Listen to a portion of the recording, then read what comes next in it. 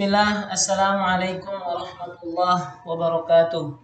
Alhamdulillah, salatu wassalamu ala rasulillah wa ala alihi wa ashabihi wa man tabi'ahum bi ihsanin ila yaumil qiyamah amma ba'd. Nah, sekalian, kaifa halukum? Semoga antum semuanya dalam keadaan sehat walafiat dan juga selalu dalam lindungan Allah Subhanahu wa taala. Insyaallah hari ini kita melanjutkan pembelajaran kita di tema 6, subtema 3, pelajaran 5 dan juga pelajaran 6. Sebelum mulai pelajaran, perhatikan adab-adabnya karena adab dalam menuntut ilmu itu sangat penting dalam menjamin suatu ilmu itu bermanfaat atau tidak. Sebelum belajar, perhatikan berpakaian yang rapi menutup aurat, berdoa dan juga siapkan catatannya. Kita berdoa dulu. Allahumma inni as'aluka ilman nafi'an wa rizqan tayyiban wa amalan mutaqabbala. Allahumma la sahla illa ma ja'altahu sahla wa anta taj'alul hazna idza syi'ta sahla. Subtema 3, pengaruh kalor terhadap kehidupan. Pelajaran 5 dan juga pelajaran 6. Baik, di pelajaran 5 dan 6 ini kita akan fokus ke dua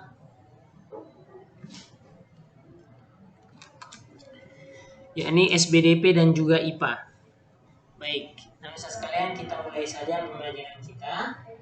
Perhatikan dengan seksama dan ikuti materi ini sampai selesai. Baik, nah sekalian, masih ingat tentang konduktor dan isolator? Baik. Dari kedua gambar ini, mana yang konduktor, mana yang mempunyai sifat konduktor, dan mana yang mempunyai sifat isolator?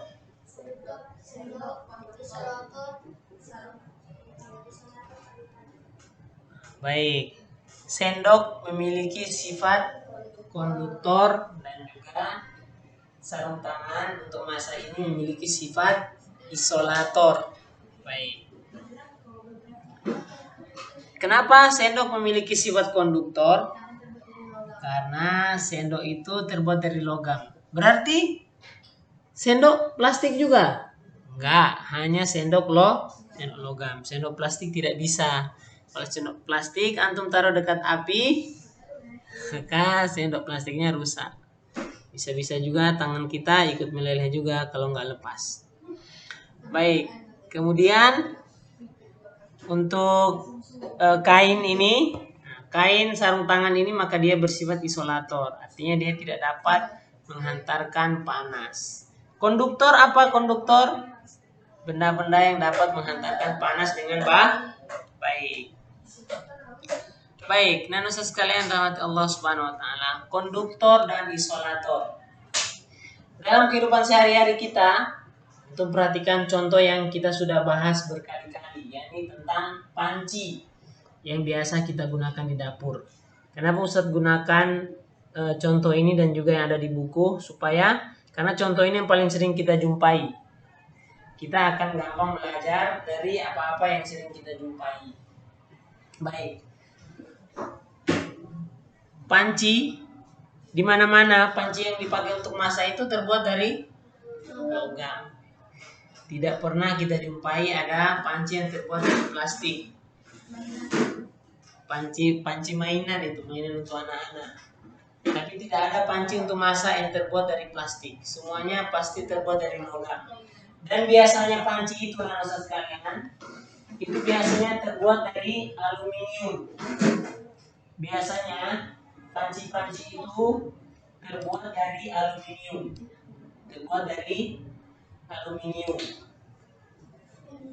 Panci-panci ini kebanyakan terbuat dari aluminium. Ini kebanyakan terbuat dari aluminium. Aluminium ini bukan salah satu jenis daripada logam. Aluminium kita ketahui logam atau di sini aluminium merupakan penghantar panas yang baik.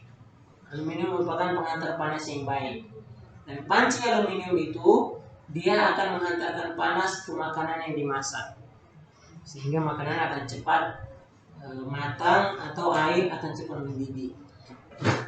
Pada bagian panci justru ada yang bersifat sebagai isolator. Pada yang diletakkan di atas api itu bersifat sebagai isolator, tapi sebagai konduktor. Tapi yang di bagian pegangannya ini dia bersifat sebagai isolator. Harus ada yang bersifat sebagai isolator supaya bisa diangkat, supaya memudahkan kita. Nah, maka pegangan panci ini terbuat dari plastik. Pegangan panci terbuat dari plastik.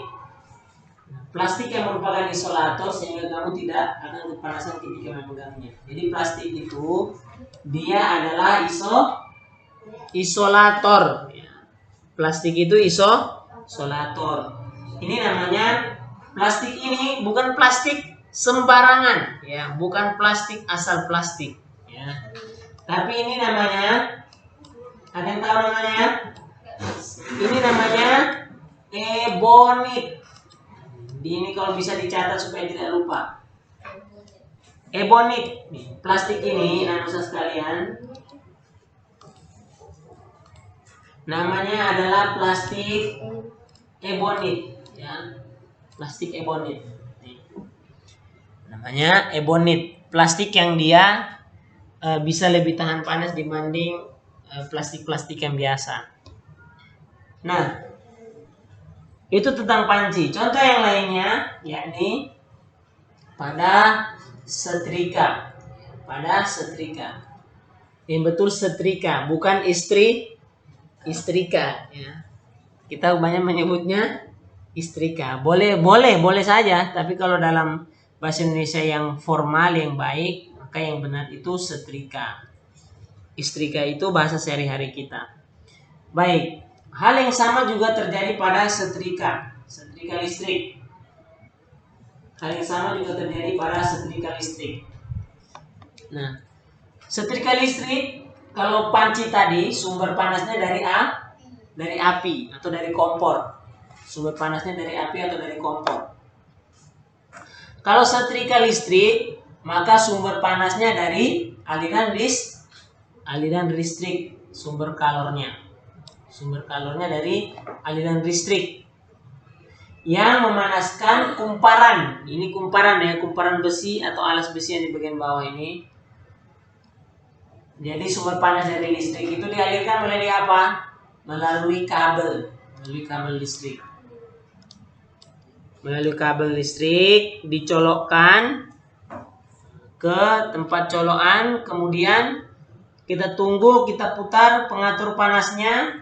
Tunggu sampai dia otomatis setrikanya, maka setelah itu bisa kita gunakan. Nah, dari sumber panas dari aliran listrik itu dia dialirkan melalui kabel. Di dalam kabel itu terdapat aliran listrik dan juga beberapa bagian-bagian daripada semikonduktor. Nah, di bagian bawah daripada setrika itu dibuat dari logam. Tidak ada setrika yang bagian bawahnya itu plastik. Kalau bagian bawahnya plastik, antum setrika baju nempel nanti, nggak bisa. Jadi bagian bawah dari pertama kita sumber panas dari aliran listrik, kemudian dialirkan dari kabel ke bagian alas setrika yang terbuat dari logam. Penting harus terbuat dari logam supaya dapat menerima panas. Jadi bisa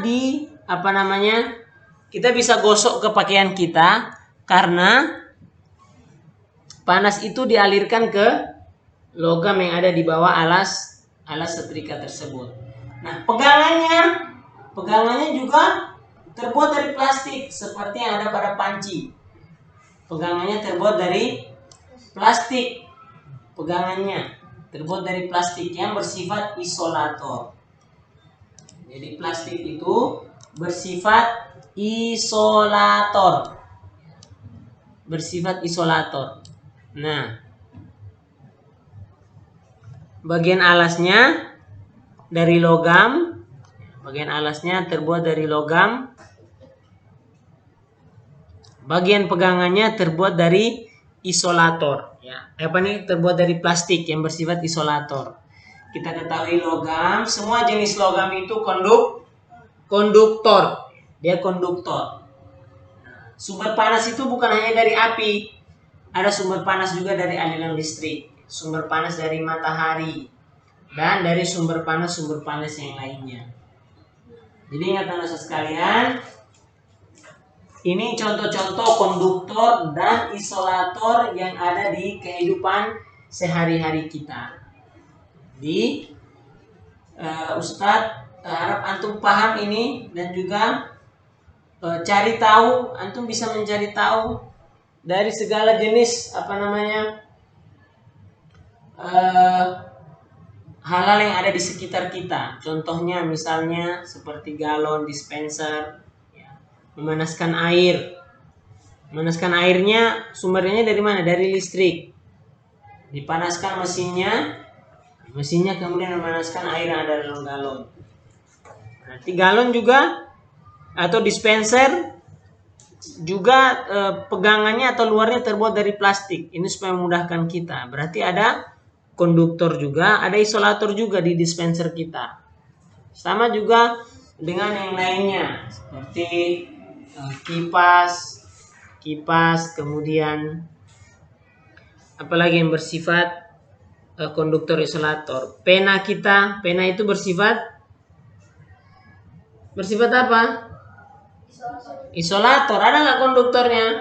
Ya mungkin ada kalau di ujung besinya itu. Ya, ada yang bersifat konduktor. Jadi banyak alat-alat di sekitar kita itu, banyak yang bisa kita pelajari tentang konduktor dan isolator. Biasanya yang berbeda itu adalah dari sumber panasnya, sumber kalornya. Apakah dia dari api, atau dia dari aliran listrik, atau dari sumber panas matahari. Baik, anak-anak sekalian. Nah, itu dia tentang konduktor dan juga isolator. Baik. Nah, kemudian anak-anak sekalian, berbicara tentang konduktor dan isolator yang sudah selesai tadi, dan juga ada beberapa contoh-contohnya. Salah satunya di pena kita tadi. Pena itu biasanya terbuat dari plastik. Pena biasanya terbuat dari plastik, atau pensil yang terbuat dari kayu yang juga sama-sama memiliki sifat isolator. Nah, dua alat tulis tersebut biasa orang gunakan dalam membuat sebuah gambar cerita. Sudah kita pelajari sebelumnya bahwa gambar cerita itu gambar yang biasa menjelaskan isi daripada suatu karangan. Biasa cerita atau gambar anak-anak, atau biasa juga gambar cerita itu ada di iklan, atau gambar cerita itu biasa menjelaskan suatu peristiwa. Biasanya cukup dengan satu gambar bisa tergambar, atau orang bisa mengambil kesimpulan, ataupun pada judul buku, pada cover buku. Biasa pada cover buku pun terdapat gambar cerita. Nah, anak-anak sekalian, untuk membuat sebuah gambar cerita, maka ada dua teknik yang bisa digunakan dalam membuat gambar cerita. Ada namanya teknik kering dan juga teknik basah. Teknik kering dan juga teknik basah. Nah, untuk teknik kering, alat-alatnya misalnya ada pensil, kapur, krayon, atau bahan lain yang tidak memerlukan air. Ingat, beda teknik kering sama teknik basah itu adalah bedanya kalau kering itu dia tidak perlu cair, tapi kalau teknik basah dia membutuhkan pewarna cair, seperti tinta, cat air, atau cat poster yang menggunakan air sebagai pengencer. Itu bedanya teknik kering dan teknik basah. Yang satu cair, yang satu tidak. Nah, anak-anak sekalian, teknik kering yang pertama, menggambar cerita dan menggunakan teknik kering tidak perlu menggunakan pengencer seperti air. Cerita pertama dibuat langsung pada kertas gambar. Dibuat digambar dulu menggunakan pensil, kemudian dibuat sketsanya. Pertama dibuat sketsa atau rancangan gambar yang menggambarkan sebuah cerita. Setelah itu baru diberi garis atau warna yang sesuai dengan sesuai dengan cerita tersebut. Misalnya pohon yang warnanya hijau, atau manusia badannya berwarna coklat, atau hitam, atau terserah antum, atau rumput-rumput dikasih warna gunung-gunung, langit dikasih warna yang sesuai. Yang pertama ada beberapa media seperti atau alat-alat untuk menggambar sebuah gambar cerita dalam teknik kering. Yang pertama pensil. Pertama alatnya pensil. Biasanya digunakan pensil 2B atau pensil 6B. Ini contoh gambar cerita yang menggunakan teknik kering dengan media pensil. Kemudian yang kedua menggunakan krayon. Tahu antum krayon ya? Ingat, intinya teknik kering itu awal-awalnya dibuat sketsa dulu. Sketsa itu maksudnya dibuat dulu gambar hitam putihnya. Setelah itu baru dibeli warna atau dibeli efek-efek. Krayon, kemudian ada menggunakan pena. Pulpen ini pena ya. Pulpen atau spidol. Pena atau spidol. Tergantung daripada kreativitas atau media atau alat apa yang disukai oleh penggambar tersebut. Apakah dia lebih suka menggunakan pensil, menggunakan krayon, atau menggunakan pena atau spidol, atau mungkin alat-alat alat-alat atau media untuk menggambar menggunakan teknik kering lainnya. Intinya ingat, teknik kering pertama kali itu dibuat dulu sketsanya atau rancangan gambarnya. Sketsa atau rancangan gambarnya dibuat dulu, kemudian setelah itu baru diberi garis atau warna yang sesuai dengan media kering yang digunakan.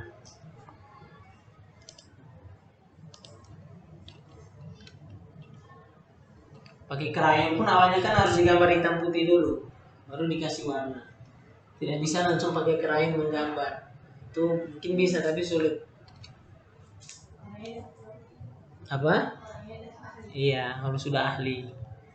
Nah, kemudian yang kedua, teknik basah. Ini media yang digunakan untuk teknik basah antara lain ada cat cair, tinta, dan juga media lain yang memerlukan air sebagai pengencer. Intinya media-medianya terbuat dari bahan yang cair. Nah, cerita dibuat dengan cara membuat sketsa, sama dibuat dulu sketsanya pada bidang gambar 2 dimensi berupa kertas. Setelah itu baru diberi warna sesuai dengan media basah yang sudah ditentukan. Teknik basah memerlukan beberapa alat dan bahan seperti cat air, cat poster, tinta bak atau tinta Cina. Tinta Cina ini seperti biasa digunakan oleh orang-orang Cina untuk tulisannya itu. Kemudian kuas dan juga palet cat air. Palet ini kayu atau alas lukisan itu, ya, lukisan. Nah, nusa sekalian rahmati Allah Subhanahu wa taala. Kemudian ada selain teknik-teknik tadi dalam teknik kering dan teknik basah, juga dari segi menggambarnya juga berbeda-beda. Dari teknik kering, kalau untuk teknik kering biasa digunakan teknik arsir untuk media kering. Untuk media kering digunakan teknik arsir. Kalau untuk teknik basah maka digunakan teknik sapuan basah. Ini contohnya ini teknik arsir. Nah, ini teknik blok namanya. Biasa dibuat siluet. Siluet itu maksudnya ini gambar yang menutupi gambar yang menggunakan satu warna. Jadi siluet itu seperti bayangan, ada yang tertutup. Jadi ini teknik blok menggunakan menutup gambar dengan menggunakan satu warna sehingga menimbulkan kesan siluet atau blok. Siluet ini tertutup ini. Siluet ini maksudnya tertutup. Siluet. Kemudian ada teknik sapuan basah. Ini kalau menggunakan cat air biasa menggunakan teknik sapuan basah. Jadi tidak bisa menggunakan teknik arsir. Tidak bisa antum gambar pakai kuas seperti cara gambar pakai pensil. Nggak bisa. Berbeda medianya, berbeda pula tekniknya. Nah, ingat-ingat ya, tadi ada teknik kering, teknik basah. Kemudian dalam menggunakan medianya, ini kalau untuk media kering digunakan teknik arsir dan juga teknik blok untuk media kering atau penulisan dengan teknik kering, atau seperti pakai pensil, pena, spidol, krayon itu biasa menggunakan teknik arsir atau teknik blok. Tapi kalau menggunakan alat-alat atau bahan-bahan dari cat cair ataupun benda-benda media basah menggunakan teknik sapuan basah dalam menggunakan atau dalam menggambar atau memberikan warna pada sketsanya. Nah, demikian Ustaz sekalian pembelajaran kita pada pagi hari ini. Ternyata sudah sampai pada ujung, dan besok ada tugas untuk antum semuanya. Tugasnya adalah belajar di rumah ya. Belajar karena besok kita akan ulangan harian. Sub tema 3, tema 6. Besok kita ulangan harian juga sekaligus kita memasuki tema 7 sub tema 1. Jadi besok kita belajar, setelah itu antum ujian atau ulangan harian tema 6 subtema 3. Jadi belajar ya. Belajar dan juga ulang-ulang ya. Dibaca-baca aja, gak sulit kok. Tinggal baca aja, gak berat. Tinggal baca, ulang, baca aja. Gak usah dihafal. Kalau antum baca-baca terus, lama-lama antum hafal sendiri. Ya. Baik, demikian Ustaz sekalian. Barakallahu fikum. Terima kasih yang sudah mengikuti medianya sampai materi videonya sampai selesai. Dan yang tidak sampai selesai, Ustaz harap supaya bisa mengikutinya sampai selesai. Barakallahu fikum. Terima kasih atas perhatian dan juga kehadirannya. Jazakumullahu khairan. Sallallahu wasallam ala nabiyina Muhammadin wa ala alihi washabbihi ajmain. Subhanakallahumma wa bihamdika asyhadu an la ilaha illa anta astaghfiruka wa atubu ilaik. Assalamualaikum warahmatullahi wabarakatuh.